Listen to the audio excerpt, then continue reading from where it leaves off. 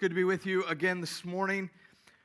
I hope you have your Bible open to Ruth chapter 3. If you're not sure where that is and you're using one of the Bibles under the chairs, the thin one, you'll find that on page 210.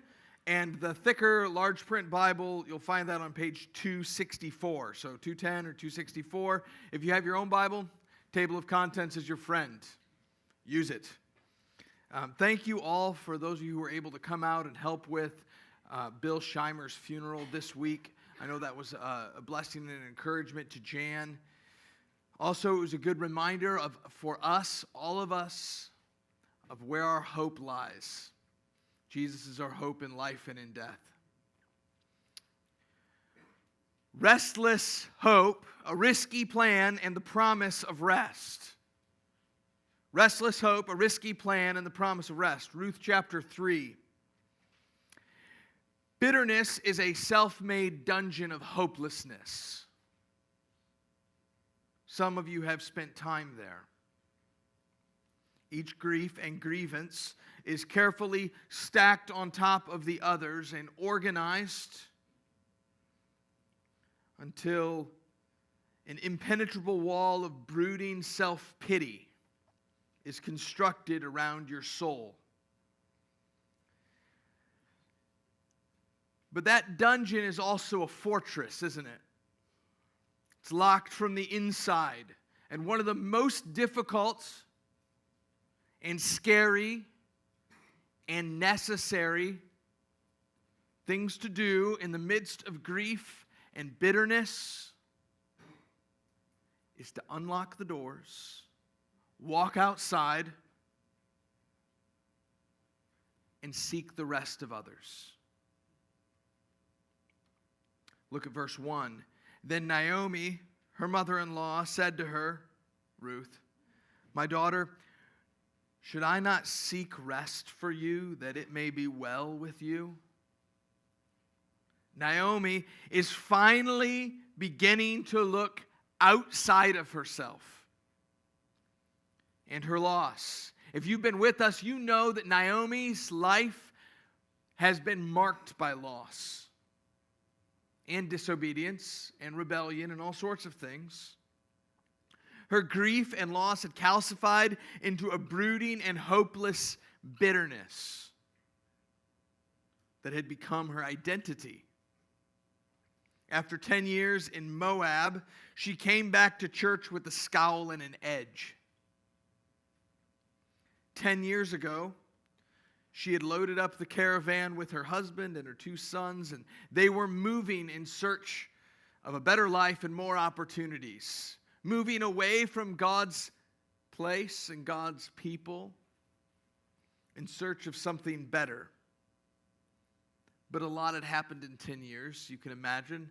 Just skirts over it in the first 5 verses of this book. They quit going to church on the move.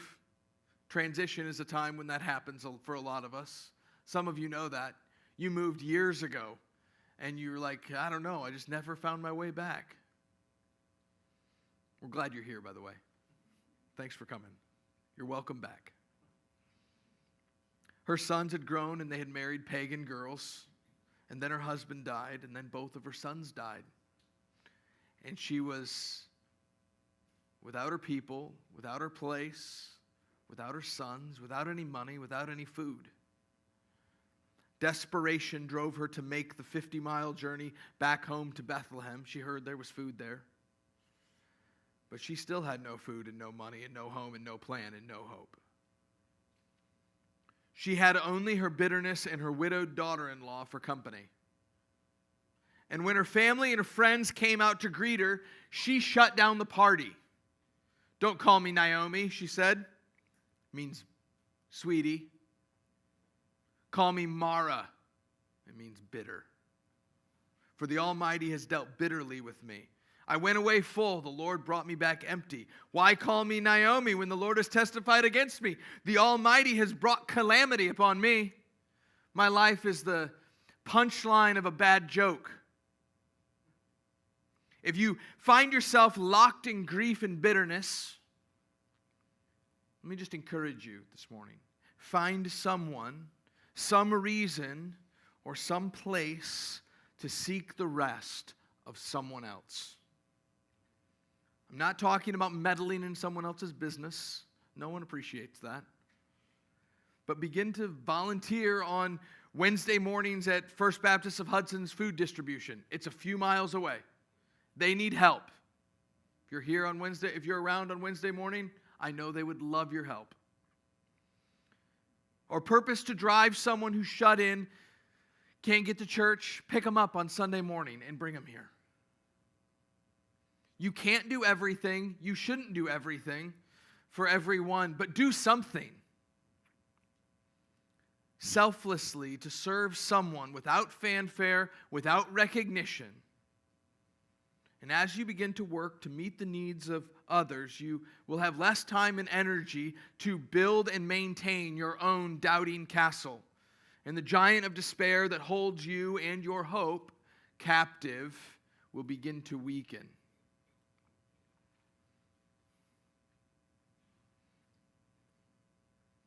Restless hope. There's no rest. Should we seek rest? Maybe. Her restless hope leads to a risky plan. Risky, risque, spell it how you want.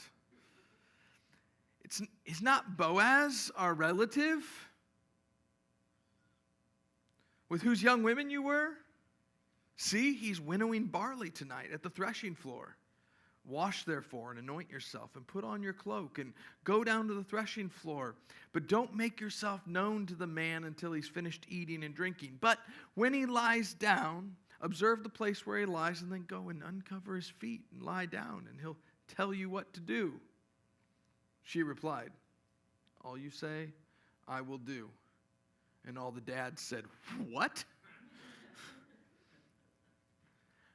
But hopeless people don't make plans, do they?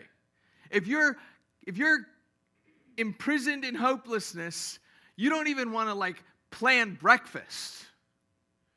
You just kind of hang out. You're like, do you want to get dressed today? I don't think so. Do you want to go out? Where? Do you want to watch something? Hopeless people don't make plans. Naomi returned hopeless, but through the extraordinarily ordinary kindness of Boaz and the relentless friendship of Ruth, which is what Ruth's name means, Naomi has rediscovered hope. So now she starts making plans with and for Ruth. This is probably a good place to point out that the Bible is not primarily a copy and paste how-to manual. The Bible is about how God is at work in human history to reconcile his people to himself and make all things new. It's about how God in Christ has saved sinners and is making all things new. That's the purpose of the book.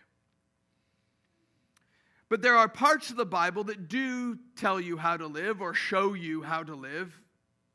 We're going to see some of those today. And there are parts of the Bible that tell you questionable things that people did and how they lived. And we're going to see some of those things today. And you're even going to see some evil things that people did and how they lived. Not so much of that today. But through all the good and the bad and the misguided, God is working his perfect will in the world for his glory and for the good of his people. Naomi is seeking rest for Ruth. Rest is an important word in the Bible. It's an important concept in the Bible. It's something we need. Not just the cessation of work, but the settledness from our anxieties. Rest. Security that can't be overrun. And she's making plans, and those plans kind of put everybody in a difficult situation. It is good to be proactive and to make plans. For those of you who have started to believe that following God is just kind of shrugging your shoulders and making it up as you go along, I will tell you that making plans is itself an act of faith. It's good to be proactive. It's good to make a plan, but not every plan is good. Even if everything turns out in the end. Like many of our plans, this plan is a mixed bag of wisdom and what in the world are you thinking? Naomi understands men. She understands some things about men that are helpful for us to note. Here's some low-hanging fruit. She says, Ruth, Boaz has only ever seen you in sweatpants and a messy bun, working in the field. Take a shower, put on something nice, put on some perfume so you don't stink. Ladies, that is good advice. If you want to get a guy's attention, get cleaned up, put on a nice dress, do your hair, and show up. It's a great way to start. It's this next part where the plan makes every dad in the room a bit nervous. Boaz is at the threshing floor. That may not mean a lot to you immediately, but after all the crops had been harvested, they were laid out to dry and then taken to the threshing floor. Typically, a threshing floor was on top of a hill outside of the city, a distance from the city, where the wind would come up and blow across the top of the hill. And the dry heads of barley or wheat or whatever you were doing would be beaten to knock the husk off the outside, and then the farmer would come with a fork or a shovel and throw the grain up in the air where the wind would then blow the husk away, and the heavier grain kernels would fall to the ground. And then at the end, they'd scoop all that up, put it in a pile where they could either store it for later or trade it at the city gates. It was a few days every year when you cashed out your year investment. So imagine what that looks like. This is the biggest payday of the year. But then it also means that the entire year's profit is sitting in one place. Bandits would wait until threshing was finished and then steal the grain in the middle of the night. Consequently, farmers armed themselves and slept by the pile of grain to protect it against theft. I worked with a buddy at a marathon, Detroit Marathon one time, and we were running a booth, and we made, people came and spent lots of money, and it was just the two of us. He was a friend from school, and I was helping out. And so we had thousands of dollars in cash. And at the end of this thing, it's like midnight, and we had all this money stuffed in a backpack because we were like 22. And the van broke down in the parking garage. So we're downtown Detroit at midnight with probably $15,000 worth of cash stuffed in a backpack, trying to hail a taxi to take us to the hotel where we were staying that night. And I thought of that as I was writing this out this morning. I'm like, this is what Boaz is doing. He's sleeping with a pile, like his entire year's payday right behind him. Boaz and his men had been working hard, and they were celebrating God's provision at the end of a long harvest season. And after a good harvest, they were in a good mood. They were eating good food. They were drinking good wine. And so Naomi thought it would be a good time to go and talk to Boaz. He's feeling pretty good. Let's talk to him now. However, threshing floors were a men's-only kind of place. The women who came to a threshing floor late at night were not there for the grain. You may remember that Tamar dressed up like a prostitute to proposition Judah on his way to the threshing floor in Genesis 38. And so even though it doesn't appear that this was these ladies' motivation, and even though Boaz is the kind of guy who would not welcome prostitutes into the threshing floor, that's all been made clear. It certainly looked like that kind of an arrangement from the outside, even to us today. It's not just the buildup and the questionable location. Naomi literally told Ruth, wait until after his belly full, he's had plenty to drink, and he's fallen asleep, and then lie down at his feet, uncover his feet, so when he wakes up, say, what do you want me to do? I wonder. Though Ruth and Naomi both knew exactly what kind of a man Boaz was, that had been proven well. And by now, Boaz also knew what kind of a woman Ruth was. This plan not only needlessly tested their self-control, but it also threatened their public reputation. Naomi's plan, though motivated by hope, expectation, it also put Boaz and Ruth in a personally vulnerable situation. I want to highlight this because all of us here have made bad plans with good motives. Have you ever made a bad plan for a good reason? And you're probably going to make some more bad plans. You didn't know it was bad when you made it. You found out later. We have and we will, in our pursuit of good things, even God himself, in our pursuit of God, will put ourselves in questionable situations. And in the moment, you find it out and you're like, I wouldn't do that the same way. And we need to know that God is still in control. You do not have the power to screw up God's plan. And neither do I. He even works our questionable plans, even evil things, together for the good of his people. Some of you are paralyzed this morning by the prospect of doing something dumb because you've done dumb things before. You do nothing because you're afraid of doing something dumb. When Carrie and I were considering moving our family to Florida, we were part of a healthy church, and we were loved, and we had good friends, and we were not looking to leave that security for very practical reasons. We were afraid to sell our home and move. What if it didn't work out? And in retrospect, there are many things about our plan that I would do differently.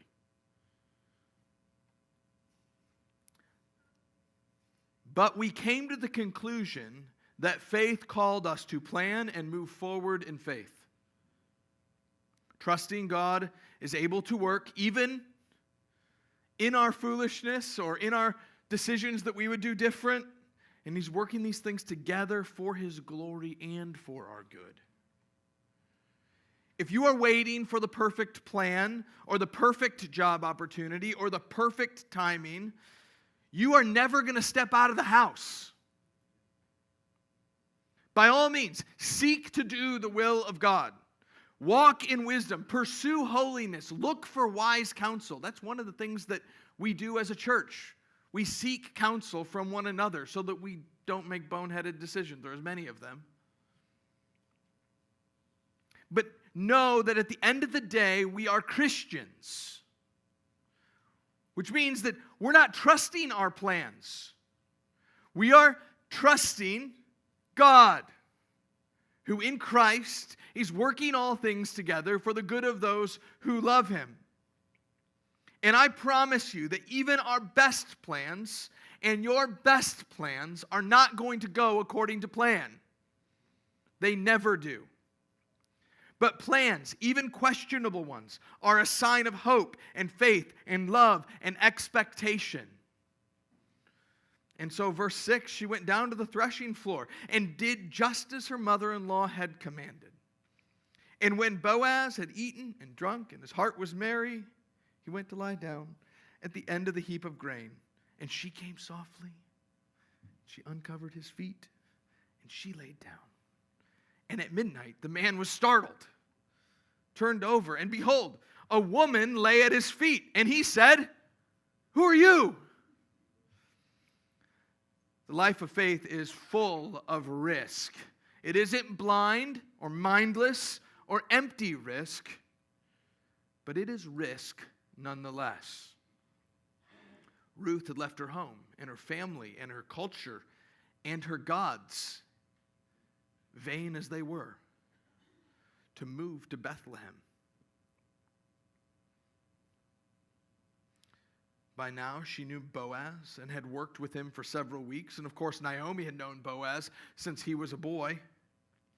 But now, she was walking out of town late at night by herself and putting everything on the line. She waits until Boaz is asleep and quietly uncovers his feet, careful not to startle him, and then lies down. Boaz wakes up obviously confused and instantly realizes his own vulnerability in the situation. He says, "Who are you?" Ruth's response reveals a lot about her character. "I am Ruth, your servant. Spread your wings over your servant, for you are a redeemer." Ladies, notice that Ruth doesn't expect Boaz to read her mind. She doesn't say, "Well, why do you think I'm here?" Didn't get dressed up for nothing. She told him who she was and why she was there. Twice, she identifies herself as Boaz's servant, bracketing her request with incredible humility. She is making a huge request. And she wants Boaz to know that she's not just seeking her own good. She's committed to giving herself for his good. "I'm Ruth, your servant. Spread your wings over me, over your servant, for you are a redeemer." This is her great need, and this is the center of the book. Her request is explicitly clear to Boaz. He knows exactly what she's asking. However, the translators go different ways with this word, and I think it's worth lingering on for a second. The word translated wings by the ESV, even the Message or the New King James, I don't know what you've got in front of you, is also translated skirt in the KJV, so the corner of your, spread your skirt over me, or the corner of your garment, the NIV or the NASB says that, or over your covering over me, NLT. So what's she saying here? The word means wings most of the time in the Bible. Angels have wings, birds have wings. It's this word. But in the immediate context of Ruth, it's important that you should know that this is the same thing that Boaz used to praise Ruth in his blessing in chapter 2, verse 12. "May the Lord Almighty spread his wings over you." Or you've come to find shelter under his wings. That's why you're here. You're seeking shelter under God's wings. "The Lord repay you for what you've done, and full reward be given to you by the Lord, the God of Israel, under whose wings you have come to take refuge." In Deuteronomy 32:11, this word is used to describe how God cares for his people. The end of the Pentateuch, here it is. "Like an eagle stirs up its nest and flutters over its young, spreading out its wings and catching them and bearing them on its pinions." But this whole phrase is only used in romantic context one other time in the Bible. In every other place, it's talking about wings of angels or birds or the robe of a king or something like that. But in Ezekiel chapter 16, God describes his care and his covenant love for his people this way. Israel is described as an abandoned, helpless infant who's been thrown out and left to die. It's a grotesque image. But God said, "I found you, and I cleaned you up, and I cared for you, and I raised you." And then, when she grew to mature adulthood, when God's people grew up, as it were, the prophet changed the relational metaphor from that of a father to a husband.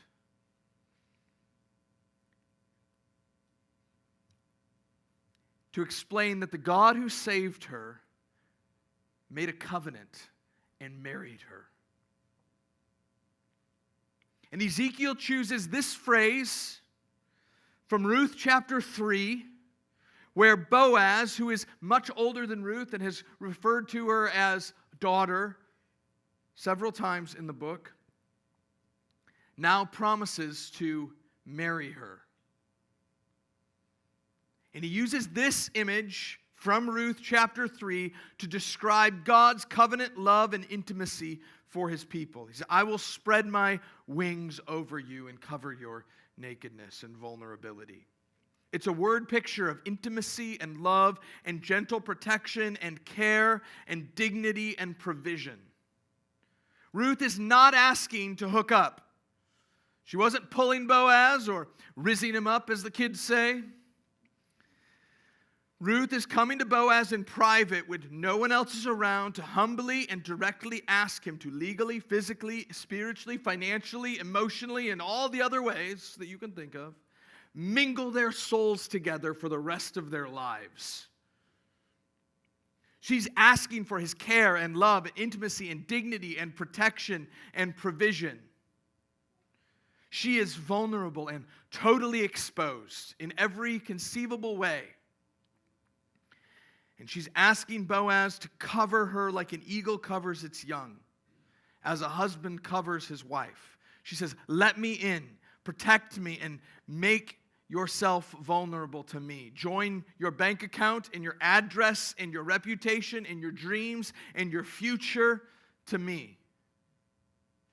For you are a Goel, a redeemer. How many times had she practiced those two sentences on the way to the threshing floor that night? However short that walk was, it was a long one. Can you hear her whispering voice break? Can you feel her heart pounding? Can you hear or see her hands trembling as she plays with the corner of her robe and rolls it up as she tries to get these words out? According to Leviticus 25 and Deuteronomy 25, the nearest male relative could redeem a widow's land and her family line. He was a Goel, a redeemer, a kinsman redeemer. The law seems strange to us today, but it was designed to afford protection and practical provision to young widows, especially, who were left without children. These women were particularly vulnerable because in ancient agrarian societies, manpower was required to farm fields or shepherd livestock. And so farming, even today, is very labor-intensive, although not as labor-intensive as it once was. And it requires a lot of strong hands and strong backs.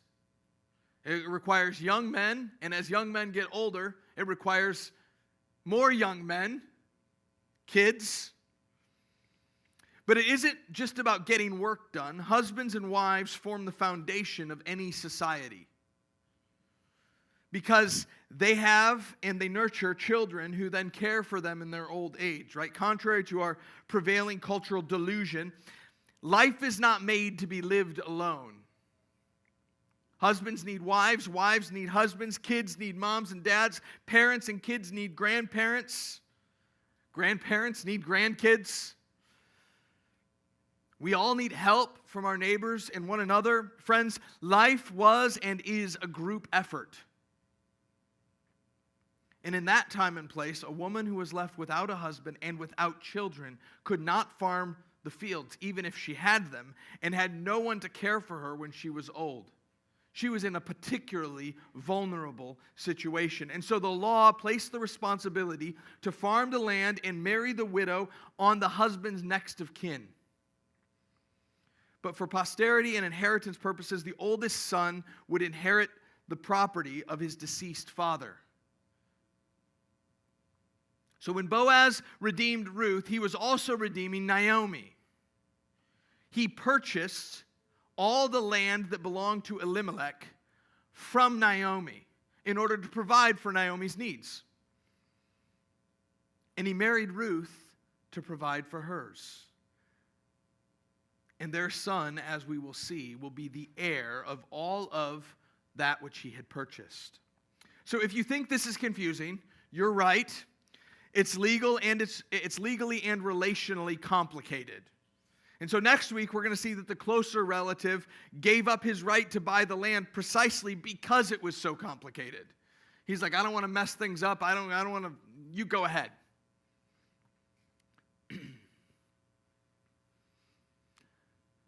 This hope, risky plan is answered, though, by Boaz's promise of rest. Look at verse 10. And he said, may you be blessed by the Lord, my daughter. You have made this last kindness greater than the first, and that you have not gone after young men, whether poor or rich. And now, my daughter, do not fear. I will do for you all that you ask. For all my fellow townsmen know you are a worthy woman. And now it's true that I am a redeemer. Yet there is a redeemer nearer than I. So remain tonight, and in the morning, if he will redeem you, good, let him do it. But if not, if he's not willing to redeem you, then as the Lord lives, I will redeem you. Lie down until the morning. Boaz instantly sees her vulnerability and responds with such grace and kindness. First, he speaks. Husbands, she needs to hear you use your words. Moving on. Second, he speaks to the heart. Before you use your words to solve the situation, which he is going to do in a little bit, or address it, she needs to hear his words speak to her vulnerabilities. May you be blessed by the Lord, my daughter. You've made this last kindness greater than the first. And then he begins to speak to the situation. Men, God has given you specifically a competitive mind that tends to focus on, is oriented toward achieving goals. Broad shoulders to carry heavy things. And so after addressing her heart, Boaz begins to address the situation.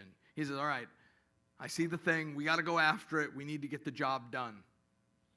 Boaz immediately sees the entire situation, though, as God's kind providence, invoking God's name and blessing Ruth. May the Lord bless you. He also sees himself as God's answer, or God's way of blessing her. May the Lord bless you. By the way, I know one of the ways he's going to do it, and it's through me. Remember, he prayed in Ruth 2:12 that she would be blessed and that she'd come to seek shelter under his wings. And he's like, oh, my wings. God's wings are looking like mine right now. He not only understands that God has ordained the end of his prayer, brothers and sisters, but he has also ordained the means by which he answers it. God is the source of every good and perfect gift, but Boaz understands himself to be the channel of God's blessing to Ruth, and he understands himself to be the recipient of God's blessing through Ruth. Boaz sees this responsibility as a kindness rather than a complication. He sees this interruption as a gift to be received rather than a problem to be solved. Friends, it takes a lot of faith to pivot with that much grace. In a moment, his whole life had changed. He was winnowing barley. He was getting ready to cash it in. He had different plans for that next morning. He was supposed to be threshing and selling grain the next morning. But instead, he was spending his day at the city gate with a sandal and a plan. We'll find out about next week. He probably had to, move his motorcycle out of his living room, buy actual plates and real furniture somewhere along the line. His whole life was about to change, but he understands Ruth's enormous proposal to be a personal kindness to him. She could have asked anybody, but she asked me. This is not insignificant. Ruth brings nothing but herself into this marriage. Ruth has no money, no children, and no connection. She has relationship baggage, cultural differences, and a truckload of needs. And she has a bitter mother-in-law to boot. What's more, the situation is legally complicated. Boaz suddenly has a long list of things that he needs to get done. And he actually is going to have to buy the property from Naomi. He wasn't planning on doing that either. Yet Boaz doesn't offer begrudging obedience. He joyfully accepts her very costly proposal as an act of kindness toward him. Why? Because Ruth is his joy. Ruth is his joy. You might say, it wouldn't be wrong to say, that for the joy set before him, he endured this financial and legal and relational set of challenges, despising the shame of marrying a Moabite widow, because Ruth was his joy. Husbands, is this the joyful posture with which you respond to your wives? Is it the humble posture, wives, that you approach your husbands? Young ladies, is the guy you are interested in godly enough to be trusted with your needs and your vulnerabilities? If you find yourself in a questionable situation, can you and can those you love be certain that he will guard your heart and your reputation? Young men, are you the kind of man that can be trusted with a young woman's needs and her vulnerabilities? Are you marked by self-control and selfless love for one another, for others, and gentleness? And real practically, are you known for hard work? Do you have a job to even care for someone else? If you can't provide for yourself, how do you expect to provide for someone else? Ladies, are you passive in your relationship, just waiting whatever happens, happen? Or do you understand what godly humility looks like and what that courage looks like? This title, worthy woman, that everyone has come to know Ruth as, at the end of verse 11, is only used one other time in the Bible. It's only used one other time. In the Hebrew Bible, you know where Ruth is located? It's not after Judges. It's after the book of Proverbs, which ends with Proverbs chapter 31, about a worthy woman, or translated, a virtuous woman. That woman in Proverbs 31 is a strong, hardworking, proactive, oriented toward her family, and praised by her husband kind of woman. And King Lemuel's mom, when she talks to her son about what to look for in a wife, says, like Ruth. Find one like Ruth.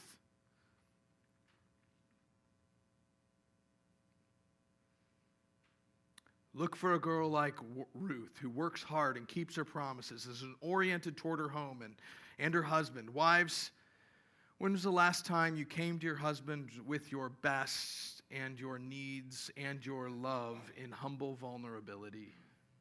Uncovered his feet.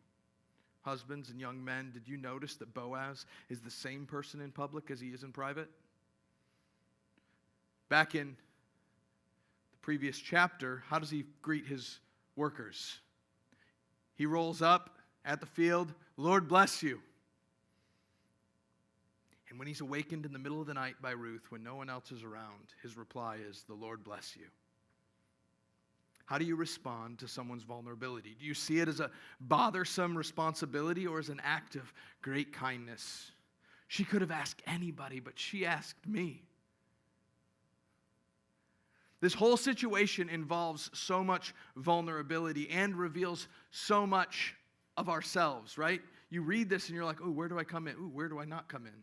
This story. This episode does not happen in the public eye, but in the dark. At midnight, on the threshing floor, when no one else is around.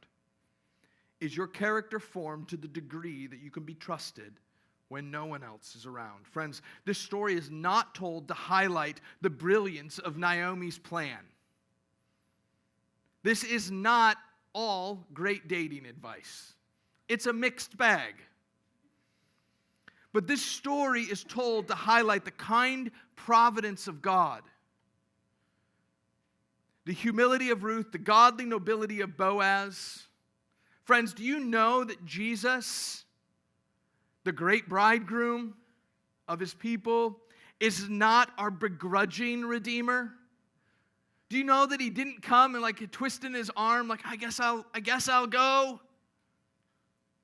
The cost of our redemption, the cross, was not a surprise to him. In fact, it's the reason he came. his church, his people, is his bride and his joy.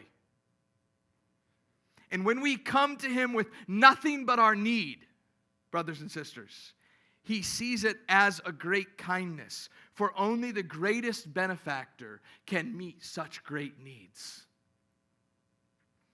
And so, verse 14, she lay at his feet until morning, but arose before no one could recognize anyone. And he said, let it not be known that a woman came to the threshing floor. Don't tell anyone about this. It's not going to end well.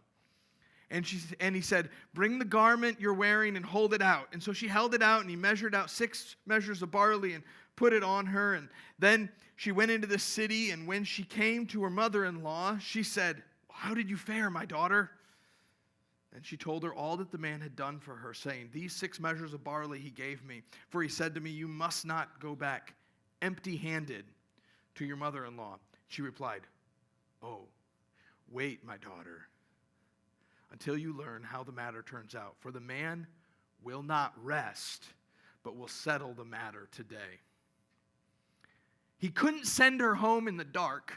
That'd be dumb. And so she stayed there with him. So Boaz knew this could ruin both of their reputations, and so they both got up early so that she could get home before anyone else was awake. Like, you get started early. Also, Boaz had some legal work that he didn't know he had to do that had to get sorted out. He needed to get an early start as well, before any rumors could distract or muddle up any of this already complicated situation that he had found himself in. But he sends an answer back to Naomi's questions. And so there's this large cloak that she has. It was worn, women would wear it over their clothes, and it was designed to function like a coat or a blanket or a backpack. Right? She probably got it from Bass Pro Shop. So do you remember what Naomi told Ruth? He'll tell you what to do. You remember Ruth's answer? All that you say, I will do. But when she gets to the threshing floor and wakes up Boaz, what does he tell her to do? Lay down. Wait till morning. Hold out your garment. Carry the gift home. Look at that to-do list. Rest. Hold out your garment. Carry the gifts. In fact, Boaz promises to do for her all that she asks. He said, all that you ask, I will do. Listen to what Jesus tells his burdened bride. Come, you who are heavy laden, and I will give you rest. Take my yoke upon you, for my yoke is easy. My burden is light. And then in John 14, what does he say? Whatever you ask in my name, I will do. It isn't that God just gives us our idols. That's not it. It's as our souls are mingled with his, our needs become his. Our desires become his desires, and his desires become our desires. And as we lay all of our doing down, we find rest from our work in his.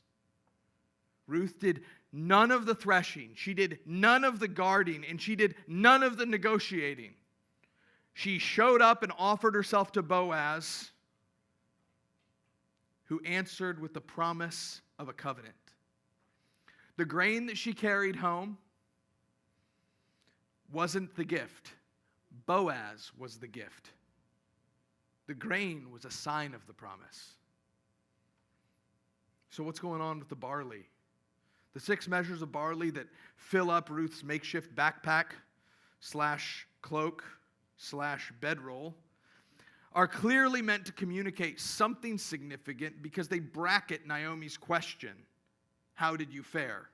This section, 6 measures of barley, 6 measures of barley, Naomi's question in the middle. Because they are Boaz's answer. The barley was a sign of redemption. The gift of grain was a token of redemption. A goel, or a kinsman redeemer, was obligated to protect the family and the land and the lineage of his dead relative. And the barley served as a sign to Naomi that Boaz would take responsibility to press Naomi's legal claim for her husband's property first thing. Grain and livestock was currency at the time. The barley was also a sign that God was filling her emptiness. You remember in Ruth 1, the end of Ruth 1, Naomi announced to the women, all the women who came out to greet her of this small town. After spending 10 years in Moab, what does she say? I left full, I came back empty.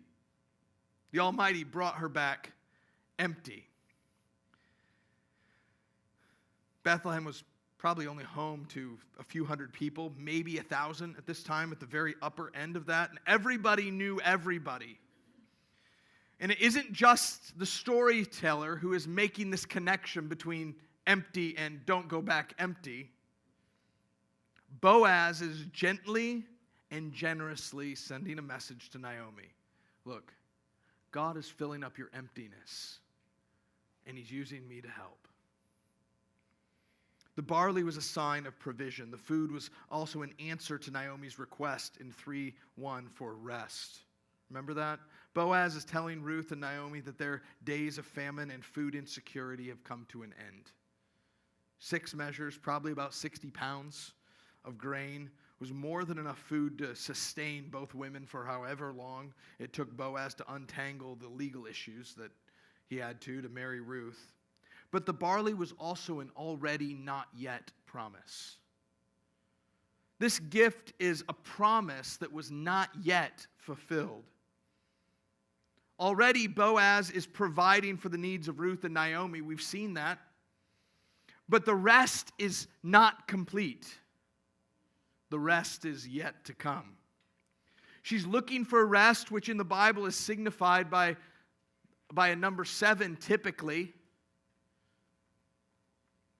But Boaz's gift is generous, but it's not complete. Naomi gets the message, and that's why she tells Ruth, wait, my daughter, until you learn how the matter turns out. For the man will not rest, but will settle the matter today. And though Naomi's plan put Ruth and Boaz in a difficult spot, definitely did, by sending this grain back, he answers her restless questions. Fills her emptiness and provides for her needs and communicates his intentions to protect Ruth's public purity. Boaz, the Goel, is a shadow of Jesus, the ultimate Redeemer. Ruth is the shadow of the church as she looks to shelter under Boaz's wings. As Christians seek to shelter in Christ, he has already given us what we need and more today. But the whole promise of a renewed creation is not yet realized. Hebrews 4 says there remains a Sabbath rest for the people of God. And if you think I'm just making this stuff up, consider the passage that Trevor read at the beginning of the service, or the beginning of the message. Submit to one another out of reverence for Christ. Wives, submit yourselves to your own husband as you do to the Lord. For a husband is the head of the wife, as Christ is the head of the church, his body, of which he is the Savior. Now, as the church submits to Christ, so also wives should submit to their husbands in everything. Husbands, love your wives as Christ loved the church and gave himself up for her to make her holy and cleansing her by the washing with water through the word, and to present her to himself as a radiant church without stain or wrinkle or any other blemish, but holy and blameless. And in the same way, husbands ought to love their wives as their own body. Her needs become his needs.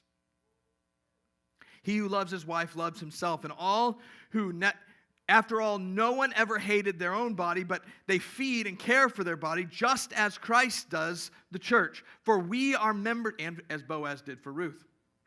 For we are members of his body, and for this reason a man will leave his father and mother, be united to his wife, and the two shall become one flesh. This is a profound mystery. And then he focuses us all in. He says, but I'm talking about Christ and the church. He says, marriage, Ruth and Boaz's marriage, and yours, and the ones that you see, are to be a picture, imperfect though it may be, of Jesus and his relationship with his people. He is the Goel, our kinsman redeemer. Father, I ask that you would take this story and you would peel back the layers of our heart and you would apply your love and grace to us. That we would come to you open and vulnerable with all of our needs, and that you would welcome us in and give us rest. Help us to lay our doing down and trust you. Help us to wait, knowing that we're waiting for you to do all you have promised. Father, you've already done the work in your Son. Help us to wait till our eyes of faith give way to sight. Father, I ask for those of us who need to reconcile in our marriages. Well, I ask that you would just cause us to live out our lives in light of all you have done. In Jesus' good name.